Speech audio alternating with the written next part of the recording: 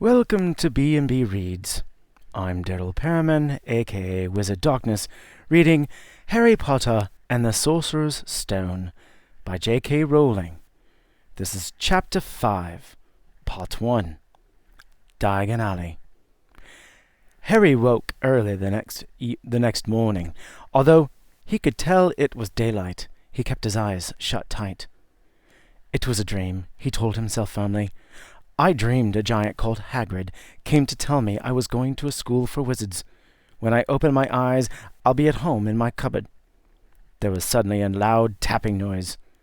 And there's Aunt Petunia knocking on the door, Harry thought, his heart sinking. But he still didn't open his eyes. It had been such a good dream. Tap, tap, tap.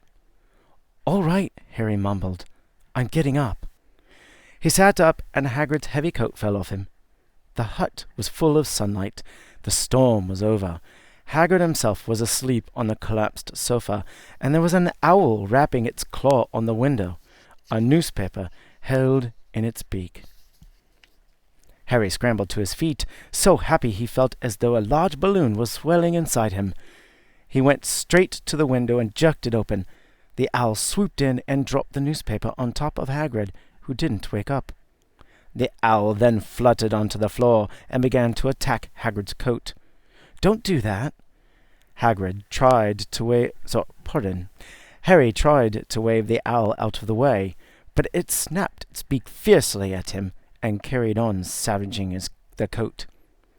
Hagrid, said Harry loudly, there's an owl. Pay him, Hagrid grunted into the sofa. What? He wants paying for delivering the paper. Look in the pockets. Hagrid's coat seemed to be made of nothing but pockets. Bunches of keys, slug pellets, bowls of string, peppermint humbugs, tea bags. Finally, Harry pulled out a handful of strange-looking coins. Oh, give him 5 knuts, said Hagrid sleepily. Knuts? The little bronze ones. Harry counted out 5 little bronze coins, and the owl held out his leg so Harry could put the money into a small leather pouch tied to it. Then he flew off through the open window. Hagrid yawned loudly, sat up, and stretched. Let's be off, Harry. What did you say? Gotta get you up to London and buy all your stuff for school. Harry was turning over the wizard's coins and looking at them. He had just thought of something that made him feel as though the happy balloon inside him had got a puncture. Hagrid? Said Hagrid, who was pulling on his huge boots. I haven't got any money, and you heard Uncle Vernon last night. He won't pay for me to go and learn magic. Don't worry about that, said Hagrid, standing up and scratching his head. Do you think your parents didn't leave you anything? But if the house was destroyed... They didn't keep their gold in a house, boy. No, first stop for us is Gringotts. Wizard's Bank. Have a sausage. They're not bad cold, and I wouldn't say no to a bit of your birthday cake neither. Wizards have banks? Just the one, Gringotts, run by goblins. Harry dropped the bit of sausage he was holding. Goblins? Yeah. So you'd been mad to try and rob it? I'll tell you that. Never mess with goblins, Harry. Gringotts is the safest place in the world for anything you want to keep safe. Except maybe Hogwarts.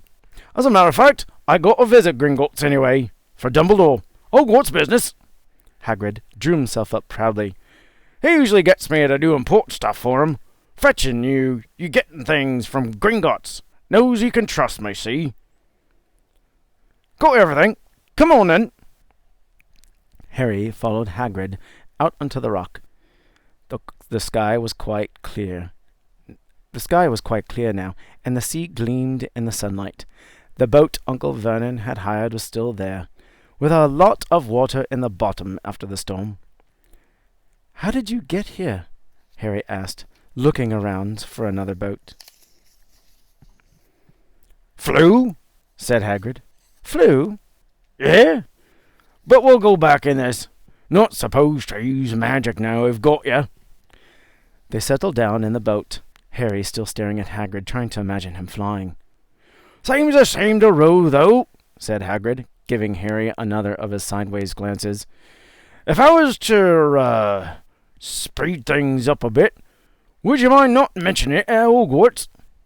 Of course not, said Harry, eager to see more magic. Hagrid pulled out the pink umbrella again, tapped it twice on the side of the boat, and then sped off toward land. Why would you be mad to try and rob Gringotts? Harry asked. Spells, enchantments, said Hagrid, unfolding his newspaper as he spoke. They say there's a dragon guard in the high security vaults, and then you got to find your way. Gringotts is 100 miles under London sea, deep under the underground. You'd die of hunger trying to get out, even if you did manage to get your hands on something. Harry sat and thought about this while Hagrid read his newspaper, The Daily Prophet. Harry had learned from Uncle Vernon that people liked to be left alone while they did this. But it was very difficult. He'd never had so many questions in his life. Ministry of Magic messing things up as usual, Hagrid muttered, turning the page. There's a Ministry of Magic? Harry asked, before he could stop himself. Course, said Hagrid. They wanted Dumbledore for a minister, of course, but he'd never leave Hogwarts. So old Cornelius Fudge got the job. Bungler, if there ever was one. So he pelts Dumbledore with owls every morning, asking for advice.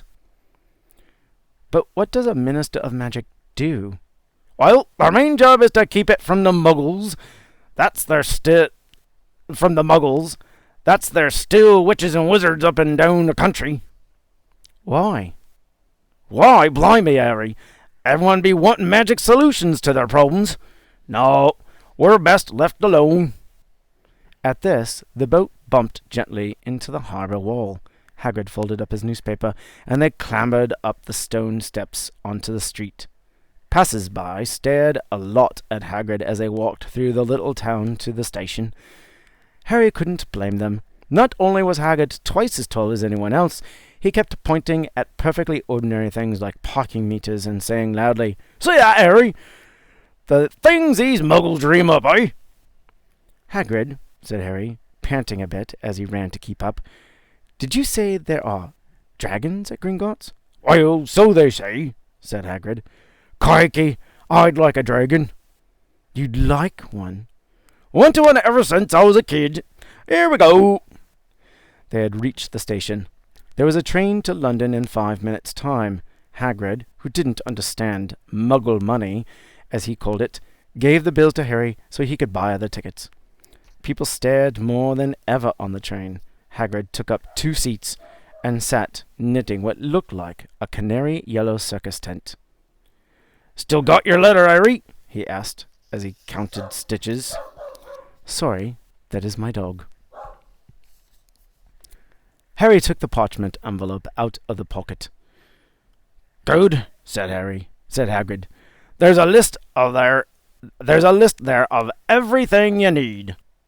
Harry unfolded a second piece of paper he hadn't noticed the night before and read, "Hogwarts School of Witchcraft and Wizardry. Uniform.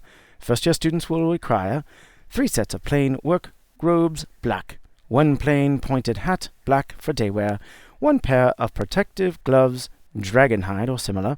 1 winter cloak, black, silver fastenings. Please note that all pupils' clothes should carry name tags. Course books. All students should have a copy of each of the following: The Standard Book of Spells, Grade 1 by Miranda Goshawk. A History of Magic by Bathilda Bagshot. Magical Theory by Adalbert Waffling. A Beginner's Guide to Transfiguration by Emmerich Switch.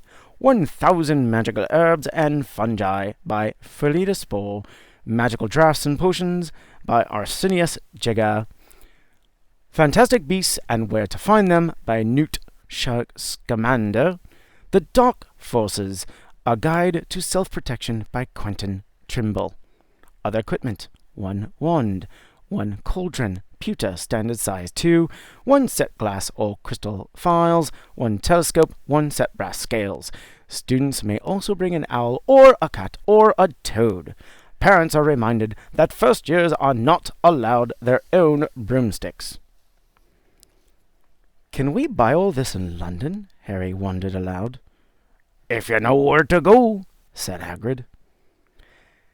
Harry had never been to London before. Although Hagrid seemed to know where he was going, he was obviously not used to getting there in an ordinary way. He got stuck in the ticket barrier on the Underground, and complained loudly that the seats were too small and the trains too slow. "I don't know how the Muggles manage without magic," he said, as they climbed a broken-down escalator that led up to a bustling road lined with shops. Hagrid was so huge that he parted the crowd easily. All Harry had to do was keep close behind him. They passed bookshops and music stalls, hamburger restaurants and cinemas, but nowhere that looked as if it could sell you a magic wand. This was just an ordinary street full of ordinary people. Could there really be piles of wizard gold buried miles beneath them? Were there really shops that sold spell books and broomsticks?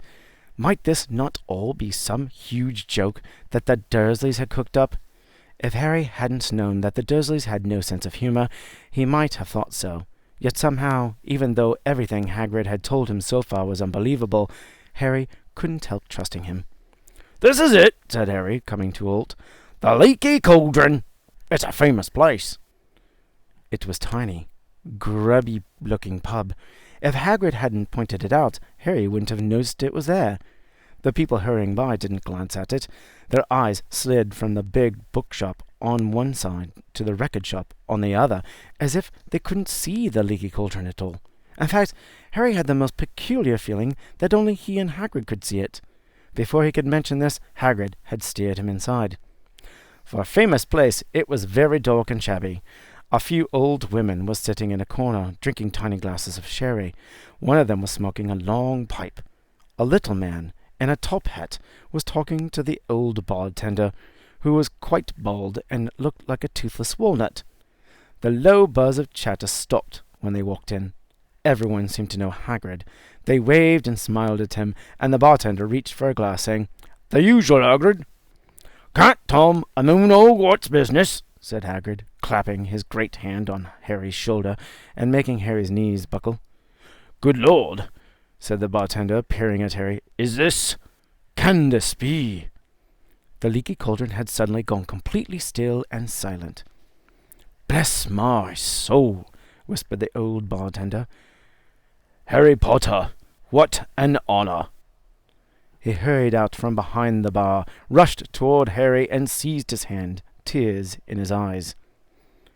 "Welcome back, Mr. Potter, welcome back." Harry didn't know what to say. Everyone was looking at him. The old woman with the pipe was puffing on it without realizing it had gone out. Hagrid was beaming. Then there was a great scraping of chairs, and the next moment Harry found himself shaking hands with everyone in the Leaky Cauldron. "Doris Cragfoot, Mr. Potter, can't believe I'm meeting you at last." "So proud, Mr. Potter, I'm just so proud. Always wanting to shake your hand. I'm all aflutter." "Delighted, Mr. Potter. You can't tell. Diggle is the name. Diddlus Diggle." "Oh, pardon. Delighted, Mr. Potter. Just can't tell you. Digglus Diggle's the name. Diddlus Diggle." "I've seen you before," said Harry, as Digglus Diggle's top hat fell off in excitement. "You bowed to me once in a shop." "He remembers!" cried Diddlus Diggle, looking around at everyone. "Did you hear that? He remembers me!" Harry shook hands again and again. Doris Crackford kept coming back for more. A pale young man made his way forward, very nervously. One of his eyes was twitching. "Professor Quirrell," said Hagrid. "Harry, Professor Quirrell will be one of your teachers at Hogwarts." Potter, stammered Professor Quirrell, grasping Harry's hand. "Can't tell you how pleased I am to meet you." "What sort of magic do you teach, Professor Quirrell?" Defense against dark arts," muttered Professor Quirrell, as though he'd rather not think about it. Not that you need it, Potter." He laughed nervously. "You'll be getting all your equipment, I suppose. I've got to pick up a new book on vampires myself." He looked terrified at the very thought. but the others wouldn't let Professor Quirrell keep Harry to himself. It took almost 10 minutes to get away from them all. At last, Hagrid managed to make himself heard over the babble. Must get on, lots to buy, come on. And there ends part 1.